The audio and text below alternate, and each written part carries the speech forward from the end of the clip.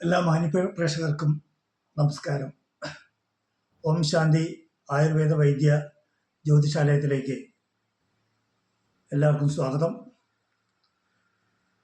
കഴിഞ്ഞ ഒരു വീഡിയോ നമ്മൾ ചെയ്തിരുന്നു ആയുർവേദ ചികിത്സയെ സംബന്ധിച്ച്. നമ്മൾ ആദ്യം ചെയ്ത വീഡിയോ നമ്മൾ അഭ്യംഗം അഥവാ മസാജിനെ കുറിച്ചായിരുന്നു. ബോഡി മസാജിനെ കുറിച്ച് നമ്മൾ ഒരു വീഡിയോ ചെയ്തിട്ടുണ്ട്. ഇപ്പോൾ നമ്മൾ ചെയ്യുന്ന വീഡിയോ ആയുർവേദ ചികിത്സയിലെ പ്രധാനപ്പെട്ട ഒരു ചികിത്സാ രീതിയാണ് സ്നേഹവാൻ.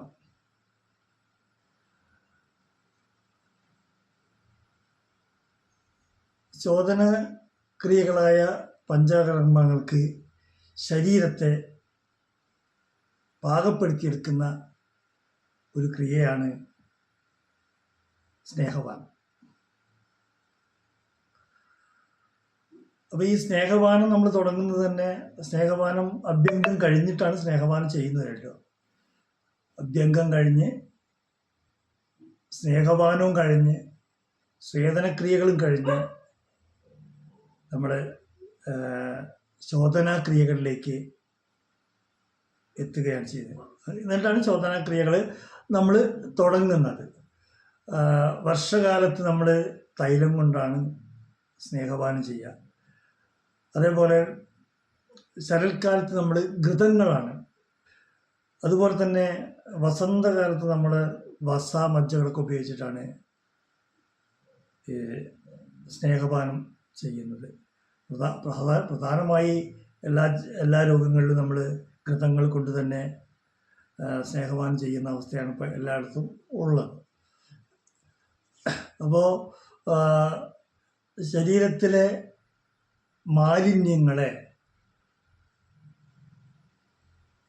നീക്കം ചെയ്യാൻ കഴിയുന്ന ഒരു ചികിത്സാ സമ്പ്രദായമാണ് സ്നേഹപാനം. ഈ ശരീരത്തിൽ നമ്മുടെ 16% കൊഴുപ്പാണുള്ളത്. നമ്മുടെ ലസിക സംവഹനം വഴിയും നേരിട്ടും രക്തത്തിലെത്തുന്ന കൊഴുപ്പ് വളരെ വേഗം തന്നെ പ്ലാസ്മയിൽ നിന്ന് കരളിലേക്ക് അതുപോലെ തന്നെ ത്വക്കിനടിയിലേക്കും എത്തുകയാണ് ചെയ്യുന്നത്.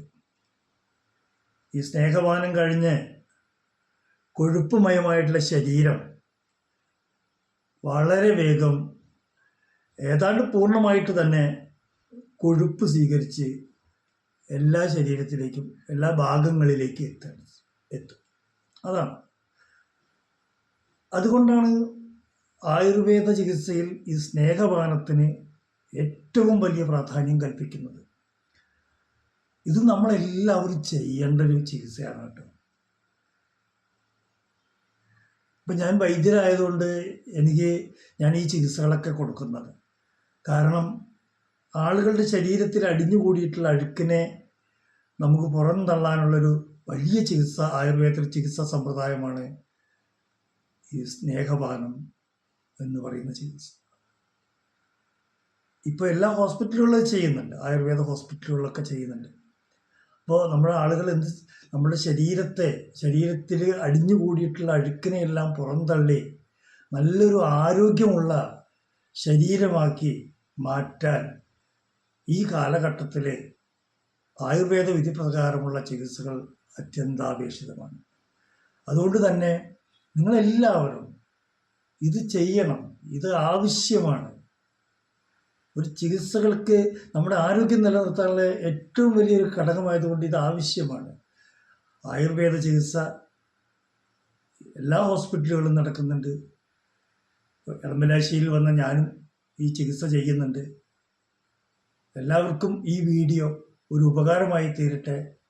ഇത് മാത്രമല്ല കേട്ടോ, ഞാൻ ഇനി ഓരോ മരുന്നുകളെക്കുറിച്ച് നിങ്ങളെ പരിചയപ്പെടുത്താം. ഓരോ പച്ചമരുന്നുകളെ ഇന്ന് അന്യം നിന്ന് പോകുന്ന ഒരുപാട് ഔഷധങ്ങളുണ്ട്. ആ ഔഷധങ്ങളെക്കുറിച്ച് ഞാൻ ഓരോ വീഡിയോകൾ ചെയ്യും. എല്ലാവരും കാണണം, എല്ലാവരും ലൈക്ക് ചെയ്യണം, എല്ലാവരും സബ്സ്ക്രൈബ് ചെയ്യണം, കമൻ്റ് ഇടുക. ഒഴിവ് കിട്ടുമ്പോഴൊക്കെ ഞാൻ നോക്കാം.